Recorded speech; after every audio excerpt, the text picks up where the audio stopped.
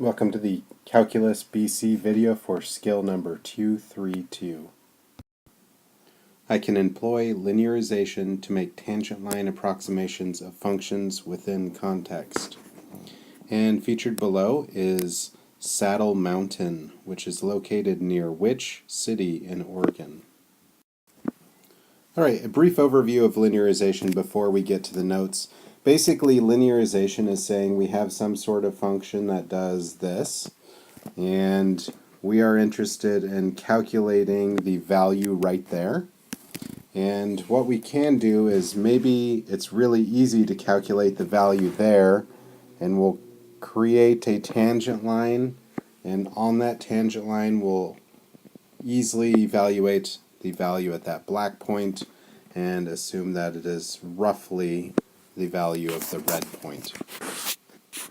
With the advent of technology, linearization is kind of not as important because we have ways of doing things. For example, we'll see an example where we are trying to find the square root of 123. Well, this would be really easy to do with technology, but in the old days, what we'd do is we'd say, well, we know it's greater than the square root of 121 and less than the square root of 144. So it's somewhere between 11 and 12. And where exactly is it? So we'll see a formula which looks very close to our point-slope formula, except in calculus, what we're going to do is we're going to call this the linearization of x at the point f of a, and then our slope in calculus we know is f prime of a, and then we'll do x minus a. So what we have is an equation that's very, very similar to our point-slope equation. Let's make that cleaner.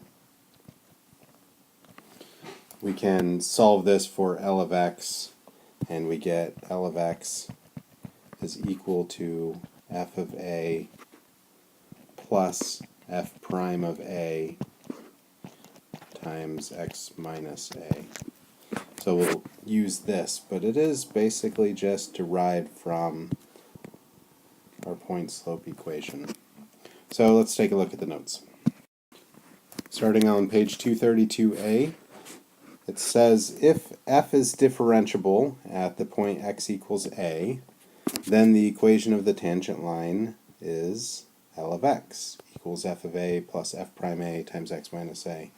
There's what we were talking about on the last slide.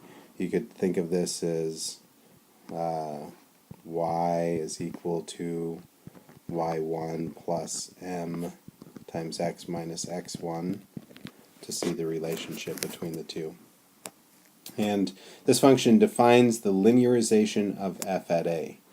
The approximation of f of x is approximately L of x is considered the standard linear approximation of f at a, with x equaling a at the center of the approximation. And we'll kind of explain what that means, x equals a at the center of the approximation. We'll see that in example 1. So, example 1 says, use linearization to approximate the value of root 123. Well, root 123 looks a lot like a square root function, so we're going to create the square root function.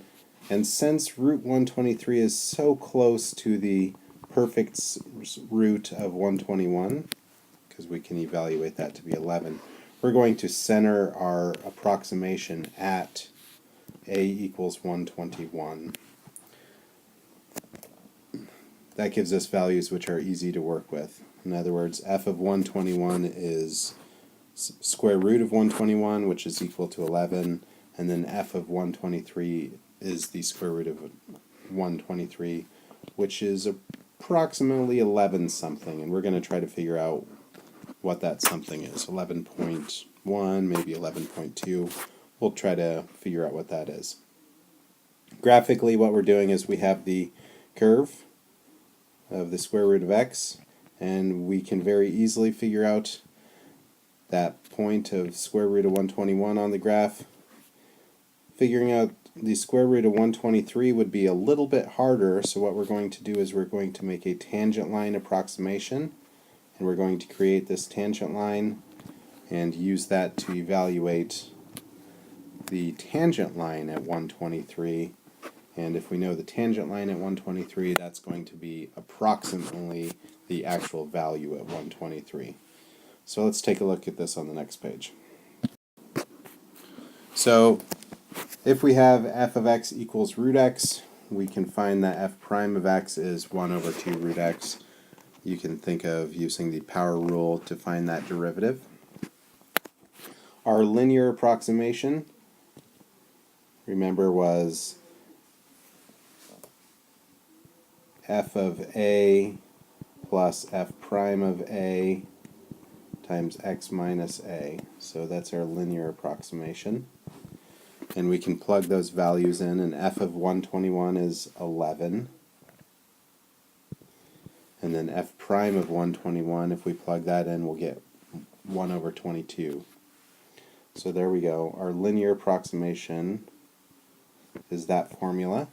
And the closer we are to 121, the more accurate this approximation is.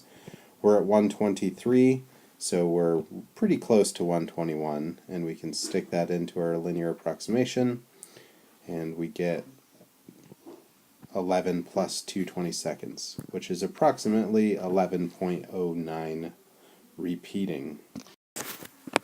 So our tool for approximating gave us 11.090909, etc.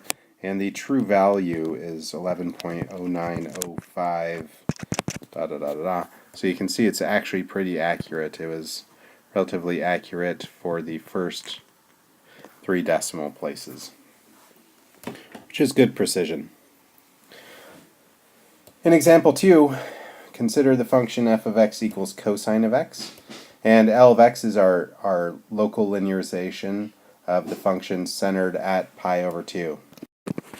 What we want to do is first find the rule for L of x, and then use that rule to approximate cosine of 1.75. And the reason we centered it at pi over 2 is because pi over 2 is really close to 1.75. Pi over 2 is 1.57 roughly, so we're pretty close to 1.75. So our linearization, if you remember, the linearization rule is L of x is f of a plus f prime a times x minus a. So f of a is cosine of pi over 2, and then f prime of a is negative sine pi over 2. Remember, the derivative of cosine is negative sine. And then we do x minus pi over 2.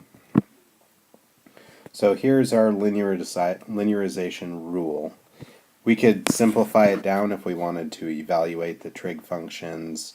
We've evaluated the trig functions here, and then we distributed the negative right here. So this is our very simplified linearization rule. And we want to use it to approximate cosine of 1.75. So that just means plug in 1.75 for x, and we get a value of negative 0.179. And again, if we went to our calculator and evaluated what is cosine of 1.75, the answer that the calculator gives us is negative 0.1782. So we are pretty close with our approximation. This linearization gets worse the further away from pi over 2 we go.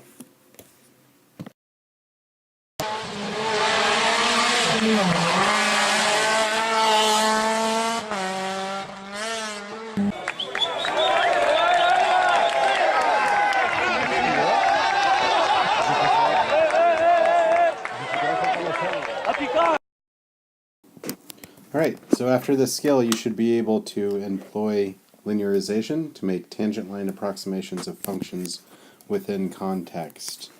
Our 2 examples were pretty much the context was the function, but the AP test is likely to give you a function which actually describes a scenario. For those who took the 2014 AB AP test. I believe the question was about grass clippings. And featured below is the graph of Saddle Mountain, not the graph, a picture of Saddle Mountain, appropriately named because near the summit of the mountain we have this downhill followed by an uphill, and then if we go in the other direction we're going uphill followed by downhill. So there's the saddle of the mountain, and it is located near Seaside, Oregon.